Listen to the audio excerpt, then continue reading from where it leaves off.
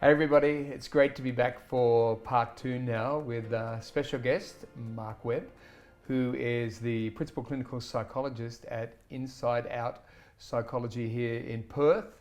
And Mark is an amazing man with decades of experience and insight and wisdom in the area of the mind and the heart and the emotions. You know, so Mark's coming to us today with a wealth of experience.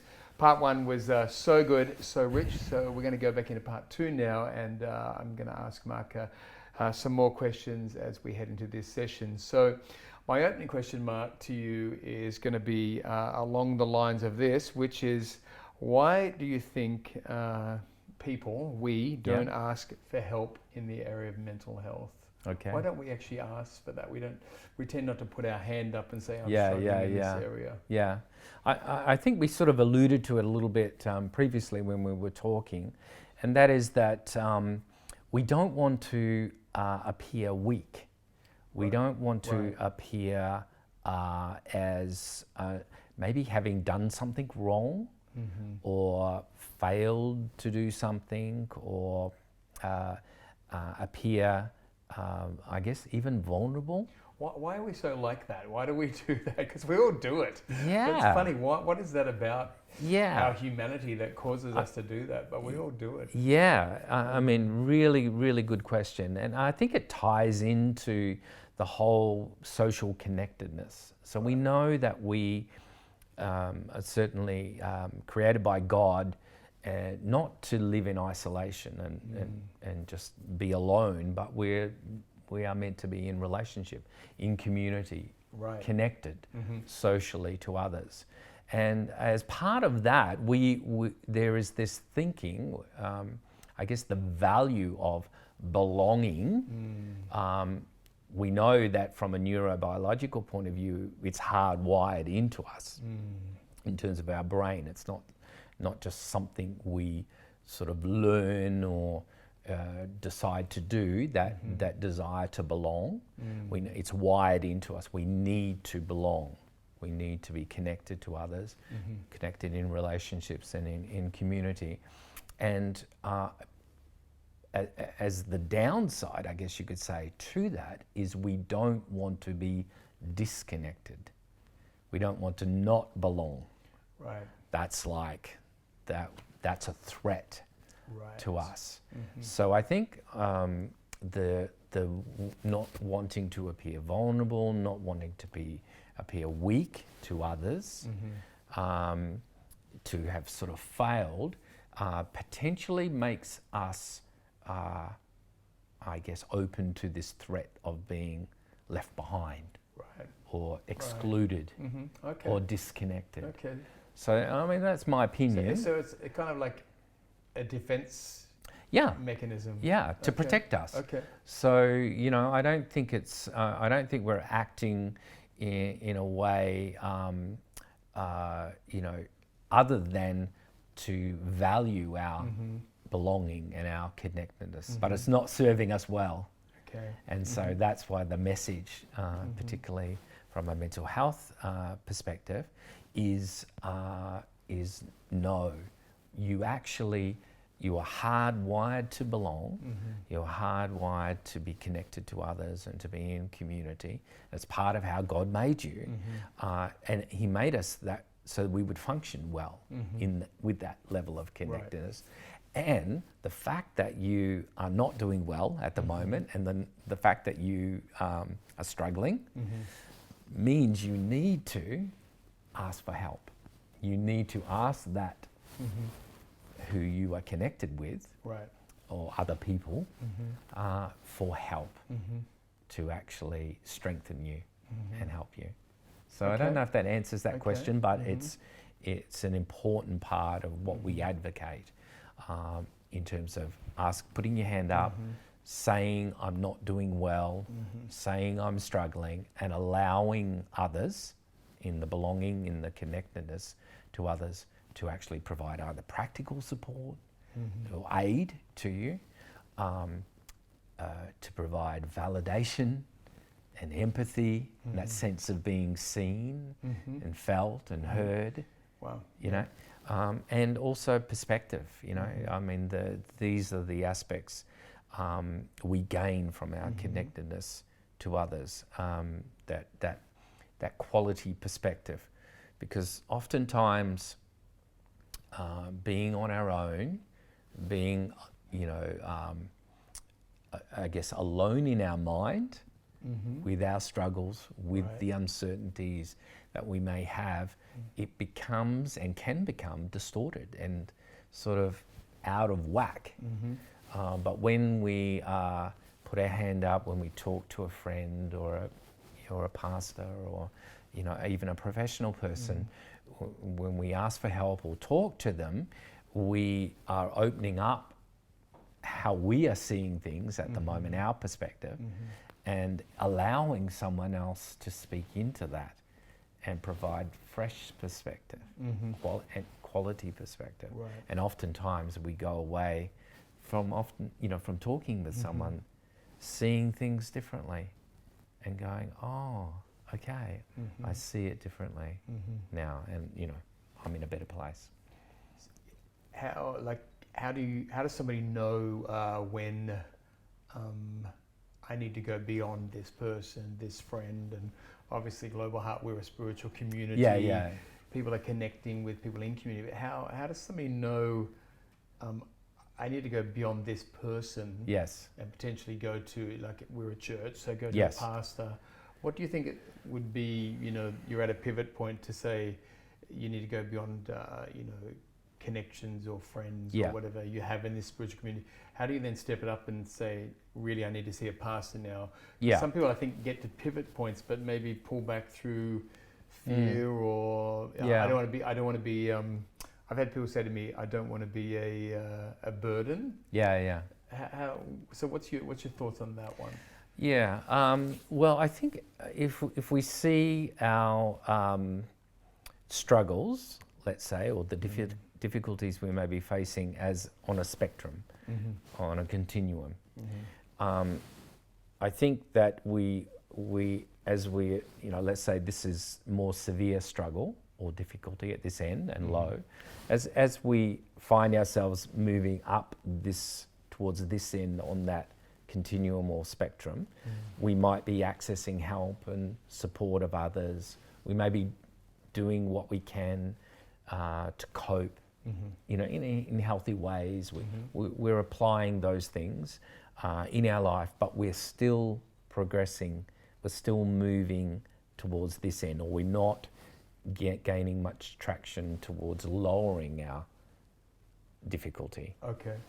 I think that becomes, if we can understand, we're not bringing it back, or we're actually getting worse. Okay. That becomes that pivot point. Okay. So certainly as a first port of call or first steps, you know, we should put up our hand to our loved ones and the people around us and our community for support. We are truthful that we're struggling or we're finding this difficult at the moment. We allow others to speak into our lives and help and support us. Right. We also, you know, remember the 3 basics, and we, you know, apply, you know, other healthy coping mechanisms in our life. So we should do that, but if we're doing all of that and we're still not getting better or not seeing some relief, I think that's the point that we know, okay, I might need to get additional help, see a professional or see a pastor, see someone who can give perhaps a more individualized help or support for me. Okay. Yeah. Great, mate. So good, so helpful. Yeah. So helpful. Good. I'm glad. So helpful. What do you think, Mark, may be some of the challenges we will face when things start to come back to normal? Okay. Which is good really, question. Which is really, you know, what they're saying now, it's going to be a new normal. Yeah. You know, you would tend to think, oh, wow, that's awesome. It's going to be back to normal. Yeah. But we are hearing people saying it's not going to be the same. We don't know what that means. But so what do you think some of the challenges in that would be? Yeah. I think there definitely are challenges. So I think the the wrong attitude, the unhelpful attitude would be to think I'm going to be automatically and easily able to jump back to how life was. Right. I think Right. that's Okay. not helpful. Okay.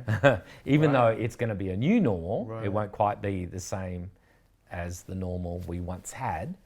So you're at the beginning when you talk about Yes. flexibility, it's really not just in it. It's actually we need to kind of increase our flexibility for what's coming. Okay. Exactly, and Okay. and the going back into normal or the new normal, we Right. need to be adaptable and flexible, and agile, I guess, and not expecting it to be easy, not expecting it's just going to. I'm not going to have any challenges in going back. So it's almost like a reacculturation process. Oh, right. You know how we would Yeah. experience that going to a new culture Yeah, right. or a new environment, a new workplace. We experience all of this new Right. and uncertainty. Well, we also, when we're going back to that which we were once familiar with, we sort of somehow think we won't experience that reacculturation, Yeah, right. but we actually will, We will. because we get Right. comfortable Yeah, right. in a funny way with our uncertainty, Right. and are going to become uncomfortable going back to that which is familiar. Yeah, right. So in a strange way, we need to be ready and open to this idea that we're going to not find it that easy going back. Okay. And we might not want to go back to all the same things, the same normal either. We might use this as an opportunity of change, to change Yeah. some things in our life.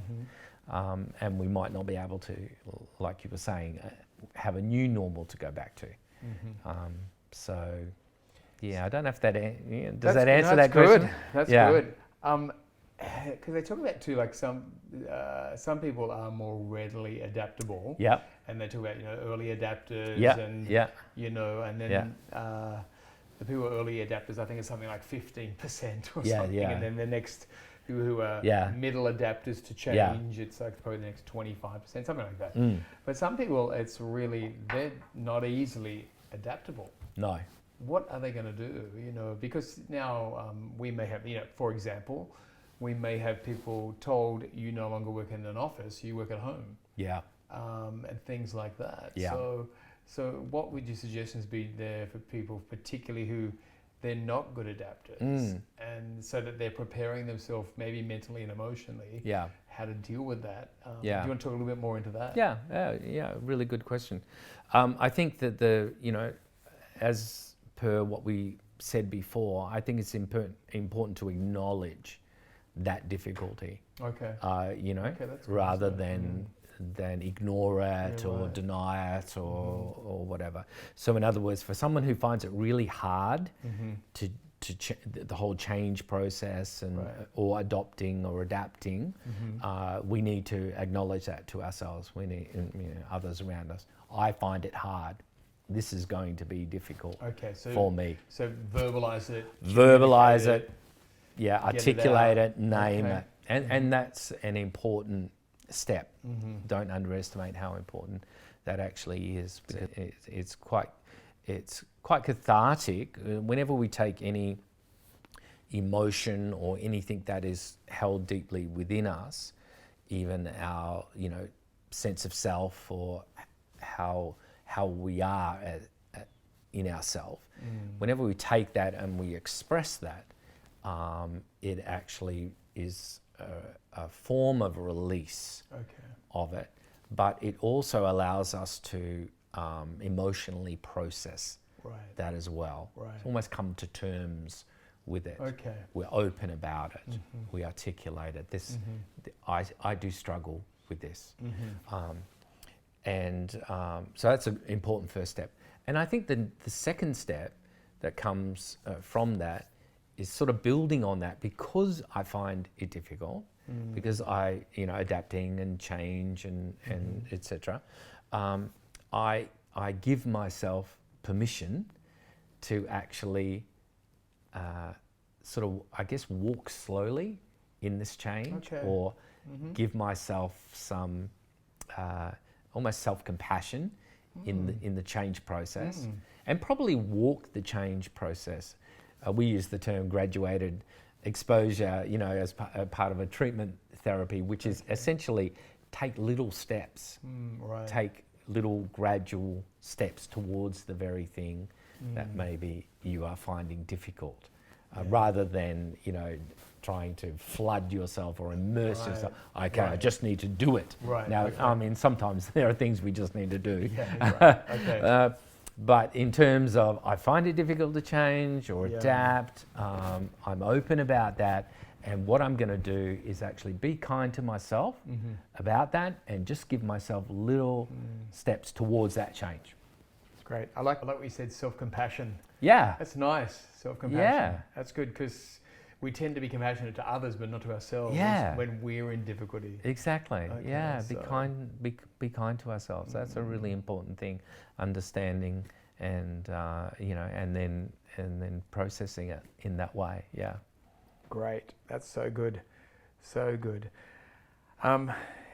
Do you foresee, Mark, unexpected things that we might need to look out for? Like even now, you know, be aware of this, or be aware of, you know, how you may feel about this. Be aware, you know, this next level of life or whatever, you know, coming out of this, because it's kind of, you know, you've had a build up of stress, and you know, and really we've had restrictions placed on us. Yeah. Now we're definitely. coming out of this restricted period. Yeah. Do you think anything unforeseen that maybe you might see, or we might need to just think about now to look out for, so that we don't kind of trip up coming out of this season? Good question. Yeah.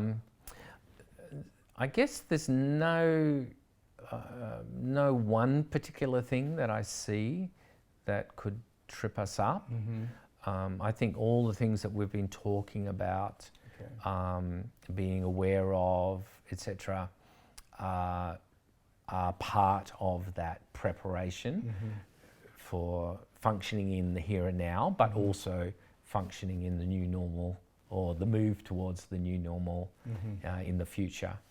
I guess we haven't talked a lot about it, but I guess maintaining a hopeful expectation of the future is an important step that we can take. So good. Even in the now, even in the future, So good. because we see this uncertainty, we see a lot of the devastation that's come about from the pandemic, you know, health-wise as well as economically, and we can, and it is a threat to us. It is concerning, which breeds our level of stress and anxiety. It's real. Because we see these things. If we just focus on them and just continue to focus on those things, all we are doing is increasing our level of anxiety. Right. Whereas Okay. then it can become, we can become overwhelmed and overloaded, and our anxiety does become more severe in us. And we can often tell ourselves, oh, but this is true. I'm only thinking about and focusing on what is true. Like, I'm not making this up. This is real, you know. But what we underestimate and forget is that just focusing on that which is true is not allowing for any expected hopeful future or end or solution coming. We've sort of excluded that from the picture, Right. and we're giving ourselves just one perspective on things, which is adding to our anxiety and increasing our anxiety.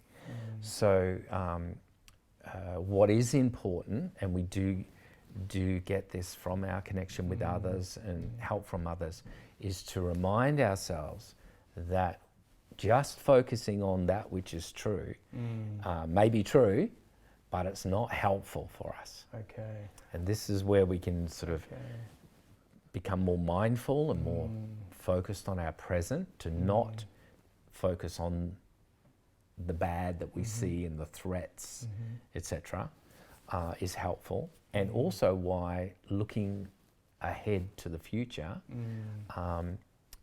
and realizing that the pandemic won't always be here. Right.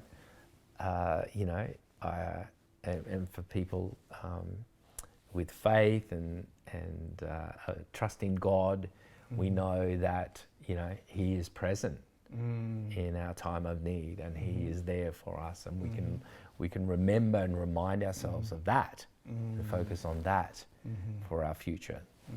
It may be this at the moment, but we do have that hope.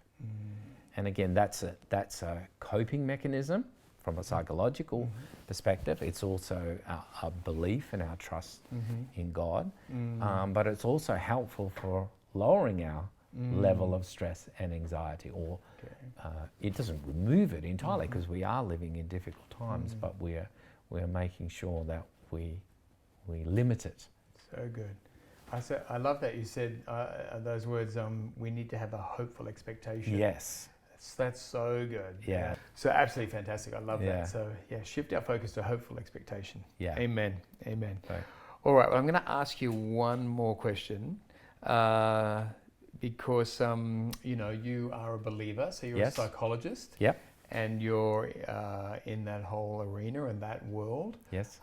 Yet for many, many years you have been a strong believer. Yes. So what's your thoughts, Mark, as a believer and also as a psychologist, what's your thoughts on prayer as being helpful or a potential answer for our mental health in this season? So what's your thoughts on that? Yeah, good question.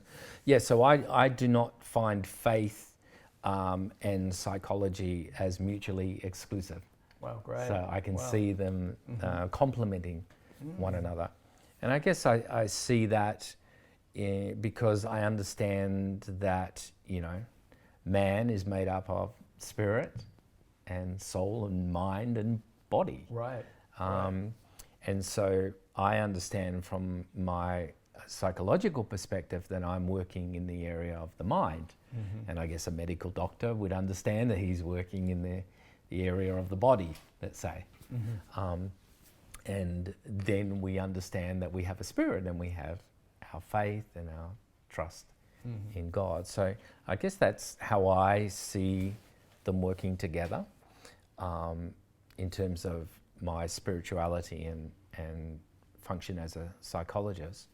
And I certainly see prayer and people's faith and spirituality, relationship with God and prayer as definitely something that is helpful to their mental health. Great. And not in any way, like I said, excluding their or affecting their mind in a negative way. So, and I often say when I work with Christian clients and people of faith, that in many respects, our prayers, our focus on God and our relationship with God in many ways complements our psychological health and our perspective on life, our thinking about life. Because we know from a psychological perspective, our thinking, conscious thinking, and subconscious thinking, which subconsciously we're talking about our beliefs about ourselves, our expectations, and our perceptions and assumptions. These are all part of our subconscious thinking, and then we have our more conscious thoughts. But though all of those combined, our thoughts or thinking, are very much affected by our prayers and by our relationship with God. So good. So they're mutually beneficial. Okay, So great. yeah, they work together. They're helpful, and they I think. So your question was about prayer aiding our mental health. I think yes. So good. And a positive thing. I love you said it's complementary. Yeah, Goes with it. absolutely. So that's Yeah. fantastic. Yeah, it's mate. not either or. Either or. Okay. No, great. it's complementary. That's It's great. both and. Great to hear that from a psychologist. Yeah, absolutely, absolutely. That's great, mate. Well, Mark, thank you so much for Great. all your insight and all your wisdom, because that's been just really rich and really, really helpful. So, Great. so on behalf of everybody who's Thank tuning you. in, we just really appreciate you and say Great. thank you so much. Yeah, thanks very much, Gerard. Glad to be here and glad to help and serve. Fantastic. Great. Thanks. Thanks, mate.